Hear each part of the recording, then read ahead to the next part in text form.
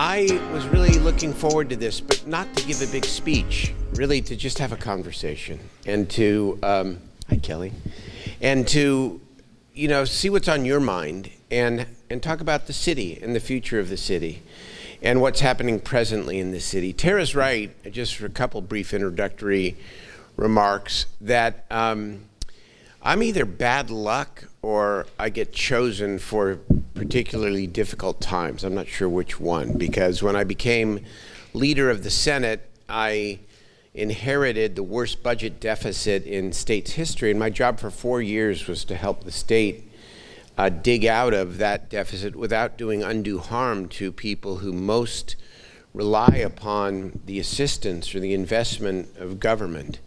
And it was a transformational experience for me and taught me a lot about leadership in crisis. And then I became mayor, and I sort of thought, I never thought it was going to be easy. I never thought that. But I thought it would be, maybe a capper on a good career, and I would come back to my city and I would serve. And I've certainly worked very hard, and I have done it with the same sort of attitude that I've had in my prior public service. What has surprised me is just how challenging it has been. And maybe it is the times, maybe it is the way that modern cities, and Sacramento is a modern city, are changing. And maybe it's a whole host of other things, but my view of this city is, I could boil it down to this.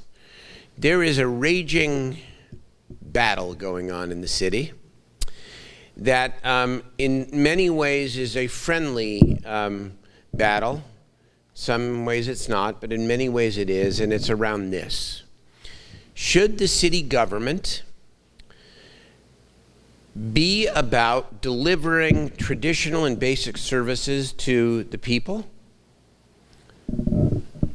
Or should we also, because I think the answer to the question is yes, we have to deliver those basic services, or should we also define as our core responsibility investing directly in our neighborhoods and in our communities around a whole host of subjects, from youth development to economic development to revitalization of often forgotten commercial corridors, to the creative economy, to affordable housing and the homeless crisis. One could argue that homelessness is largely responsibility of county government because they're the health and human services provider, and many people are living with underlying health conditions, and yet it has become obviously a key responsibility of the city. But all these questions, and what's challenging in this time is that we have a tax base and a base of funding for city government that is based on an old model, and a governmental setup, an organization that's based on the old model, the city manager form of government. Now, fortunately, this city manager, Howard, and I get along great, and more than get along, we're friends, and we are real partners, genuine partners.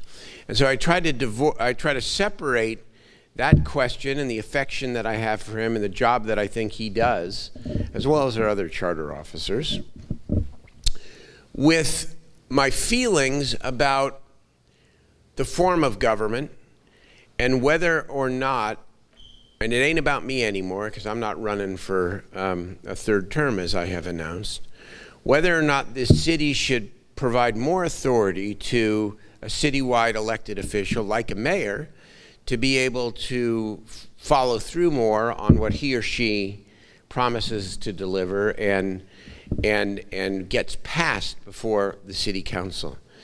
And so we grapple with a lot of challenges in real time, although lots of good news.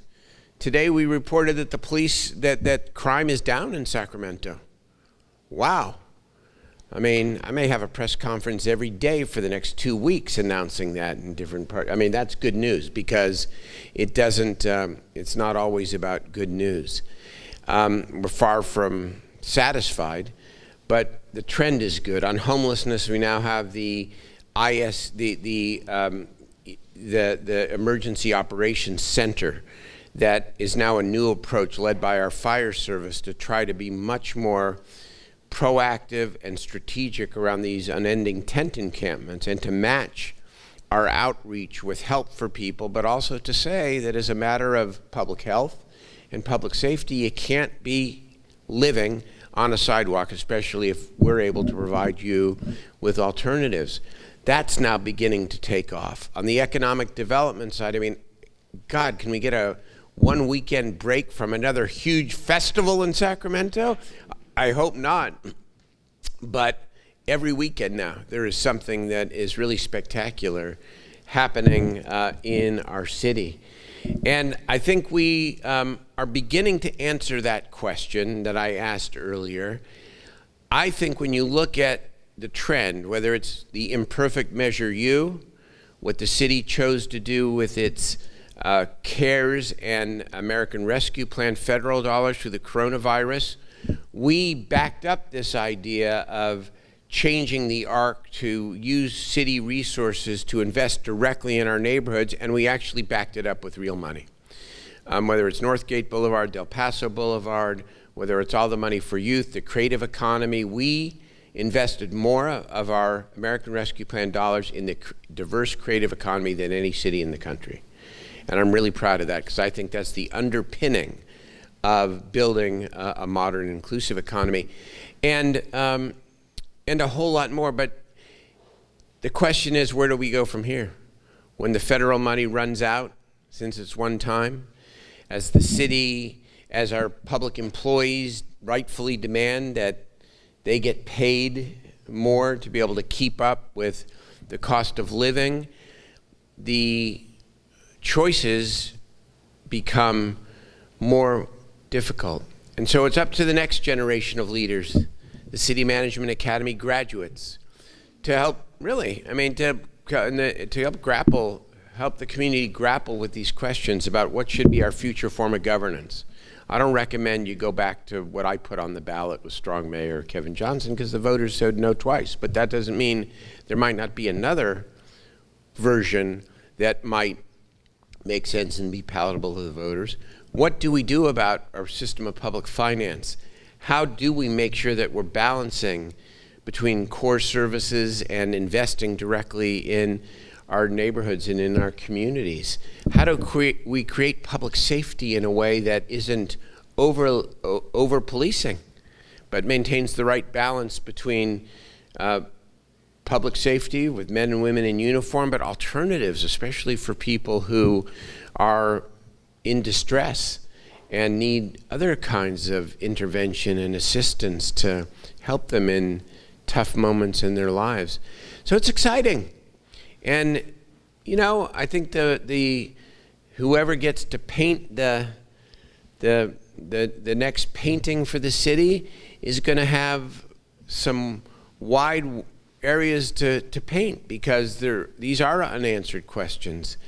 And the people of the community and its elected officials and the people who participate are going to have to decide, do we want to be a big cosmopolitan city with more industry, more vitality, more investment, more direct efforts to alleviate the impacts of generational poverty and redlining and historic discrimination? Do we want to do that? And are we willing to make the sacrifices to do that? Or are we going and take the negative impacts of growth and address that? Or do we want to kind of lay back a little bit more, enjoy our kings, enjoy what we have, say that, you know, we want to maintain kind of a Midwestern feel and not try so hard to be more? I open it up to you. Thank you.